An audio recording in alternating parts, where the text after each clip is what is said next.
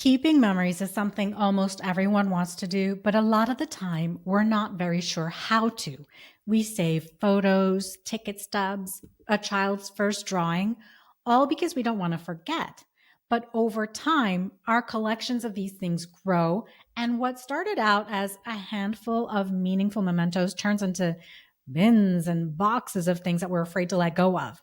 In this episode, we're going to talk about what it really means to keep memorabilia, not just the objects themselves, but the meaning and the stories that give those objects their power. And we'll look at the three purposes of memorabilia that can guide you so you'll have a more intentional way to curate what you keep. That way, your keepsakes don't become just bins of clutter that are gathering dust in a dark corner of your house anymore.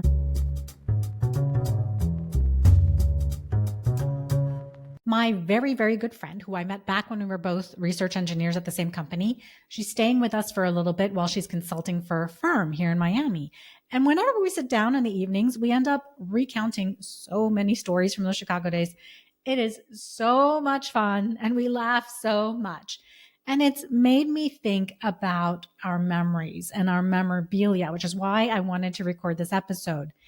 So many of my clients find photos and objects when they're organizing, and often those things get collected and put into a storage box. The intent is that they'll go through it all later after the rest of their home is decluttered and organized. But in the rush of our lives, going through boxes of memorabilia takes a backseat to our current schedules and responsibilities, doesn't it? I mean, there's school and there's work and soccer games and debate competitions. It could realistically be months or even years before they sit down to go through those things. I have a bunch of memories that I don't want to let go of myself. When I was in elementary school, we lived in a small town called Corner Brook in Newfoundland. It's where I learned to speak English. Our house was at the bottom of the steep hill where my school was. I mean, literally at the bottom of that hill. We would walk through our backyard, climb the little path that people's feet had carved out into the hillside there, and we'd be in the school's back parking lot just behind the gym. And in winter, we'd slide down that hill over and over again in the snow and in the ice. And there was a dip in the parking lot up there so that sometimes if the snow melted a bit and then refroze, we could go skating there. Corner Brook was where one day we opened up the front door of our house and there was a thick wall of snow that went from the ground up to above the doorway. So we had to use the back door to go out. And one time my sisters and I dug out an igloo in this packed snowdrift in the backyard. And my little sister refused to come out of it for hours. It's also where my friend Michelle and I would go up to the top of Blueberry Hill. We'd sit in the grass and scream until we'd laugh just because we could. We were very silly. And where once my mom and dad were driving us on the road up where the McDonald's was, and a moose stopped in the middle of the road and just stared at us. It was huge. It was taller than our car. We would go up to the Northern Peninsula in June and July, smack dab in the middle of winter. And we'd have to wear wool sweaters because it was so cold. But still, Michelle and I insisted on swimming in the sea. It was more like sitting in the shallows though, because the water was so freezing. We couldn't bear to go in past our waists. We would go down to Port aux Basques to the shore. And when the lobster fishermen would bring in their traps, we could pick which lobsters we wanted and they'd grab them and put the little rubber bands on their claws for us so we could bring them home. We would take these day trips into the woods and pick wild blueberries, and I'd eat them out of my hat until I was so full I couldn't eat lunch. One time in winter, even with the snow chains on the tires, we couldn't make it all the way up the hill towards our house because of all the ice on the road. And the car started sliding backwards down the street again, and it was spinning sideways. And we were so afraid that we'd slide right back into the oncoming traffic on the main street. But luckily, we stopped just in time. I have so many memories of living in Corner Brook, but I don't have a lot of pictures of that time. When my kids were about the age that I was when we lived there, I started telling them these stories bit by bit. The people and places are so vivid in my mind, but I know my kids aren't getting the full picture of it all.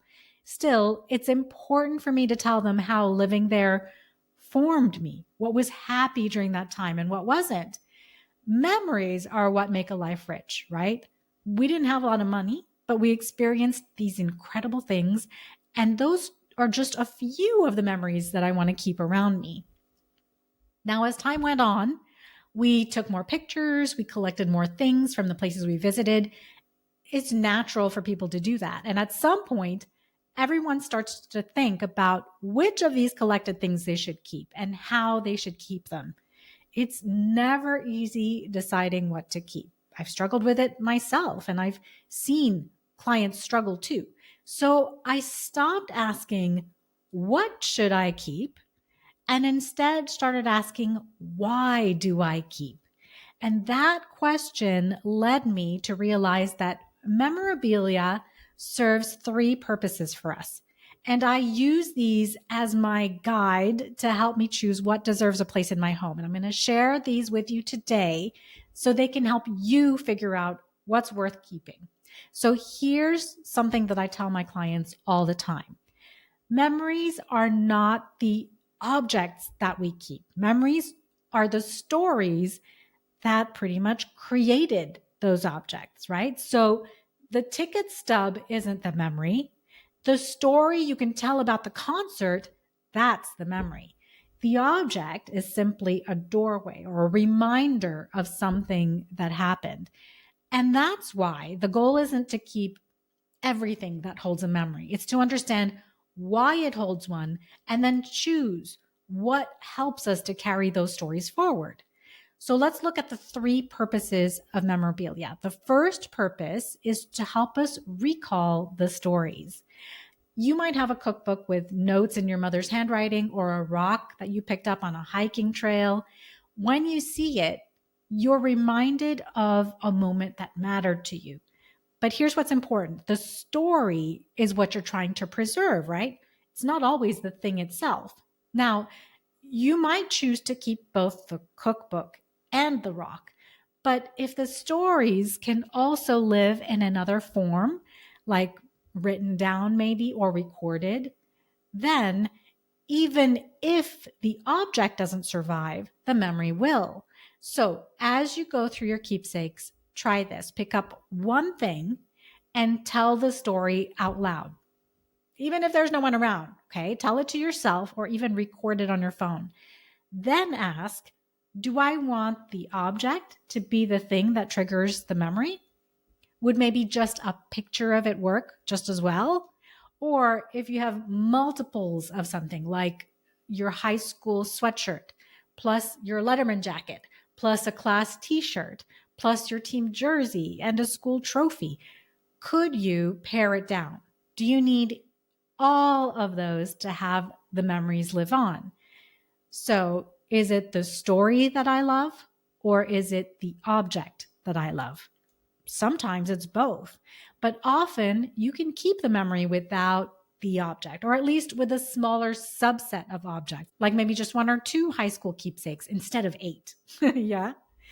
The second purpose of memorabilia is to incite the emotions. Our memories aren't just stories, they're feelings. You remember the joy of being together, the laughter of a funny event, even the ache of something painful or the anger of a terrible situation that you went through. And all of those emotions are part of what make life meaningful. So when you're curating your memorabilia, because that's what we want to do, we want to curate the items that you're keeping, don't just focus on the happy emotions. Include the objects or the stories that hold significance, even if they, bring a lump to your throat. Maybe it's the program from a funeral or the love letters from a time that ended. These are sometimes markers of growth or of compassion or forgiveness. Because I think that memorabilia shouldn't be about creating a museum of happiness. It's about honoring the full range of your life, right? Not just the pretty parts. This is your history we're talking about. And I think your loved ones are going to want to know about your entire history. And the third purpose of memorabilia is to pass on the memory so it's not forgotten.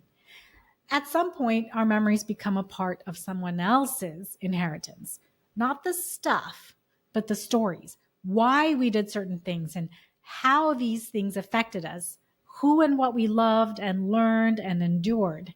And this is where being intentional makes a really big difference. Sometimes there's no photo, no object, no trigger at all. Sometimes all we have is just a story. And so it's incredibly important that we capture those before they fade. You can do that in writing, of course, or you can record yourself telling the story, which is so cool because then you're capturing your voice and your laughter and your pauses. Think of it as preserving the story and your essence, right? The way you tell a story is really important too, not just what you say. And if you do this consistently, little by little, you're building a true memory archive for your family. And there are some services that help you to do this. I'm going to just name a couple that I looked into when we wanted to give this to my mom so she could capture some of these memories herself. And I'm sure there are other services out there. And the one we chose for mom is called Memento, and I'll put a link in the show notes if you want to check it out. What we liked about Memento is that it's video and audio recording, as opposed to mom having to type her stories. And the service transcribes the audio into words. So the stories are written out exactly as she says them. Memento has some prompts that it provides, but you can also set up who can add prompts. So my sisters and I are all adding prompts all the time.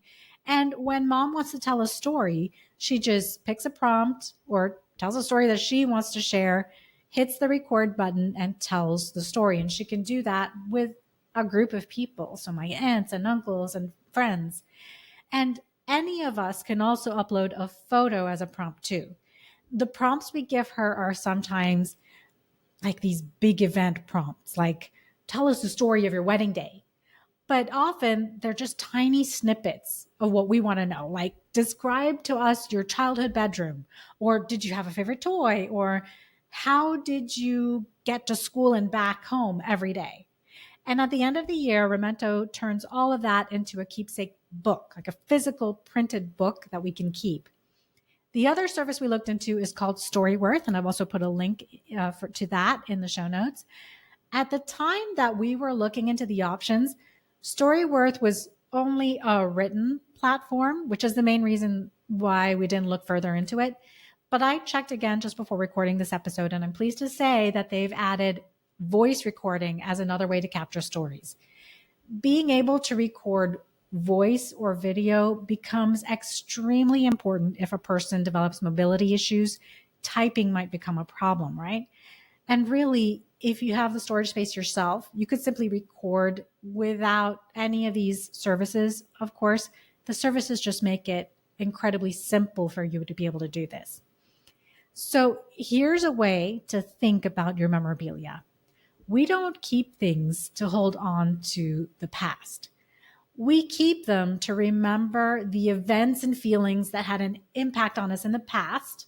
We carry the meanings of these into our present, and then we want to share these with the future. So if you've got boxes of photos or handwritten birthday cards, souvenir shot glasses from each of the 50 states, it's okay. You can do this. You can go through them and decide why the memories attached to them are important or not.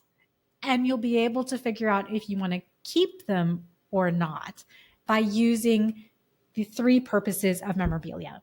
In my opinion, it's fun to do this with other members of your family or a good friend. I mean, realize that you might have different opinions, right? Like they may want to keep every picture, but you're only interested in 5 or whatever. But be open to listening to each other's memories, to each other's feelings attached to each of those items. What you're looking for is to curate these memorabilia into a history of you and your family. Some things will naturally fall off the list. Some things you can snap a picture of and let go of the object itself. And some things you may want to write a note and keep that together with the object. Now, if this feels overwhelming to you, you can certainly call in an organizer to help you. There's a whole community of photo organizers who can help you with photos and videos and things like that. So you don't have to go it alone, okay? I don't want you to think of your memorabilia as burdens that you have to manage or keep.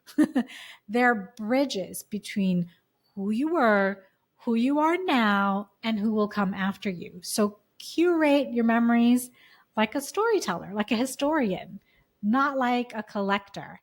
Keep what helps you to remember. Release what's already done its job, and then record what might otherwise be forgotten. So as you go through your memorabilia, the boxes, the bins, the folders on your phone, pause with each thing and ask yourself, does this help me recall a story? Does it stir a strong emotion in me? Is it something that I want to pass on? If it's yes to any of those, then it's worth keeping. If not, it's safe to let it go. The real keepsake isn't the thing, right? It's the life that you've lived, the memories that you're sending forward. Remember that. Please share this episode with a friend who maybe has her own boxes of someday I'll go through these stacked in her closet somewhere. I hope you have a beautifully organized week. I'm Z, and I'll see you on the next episode.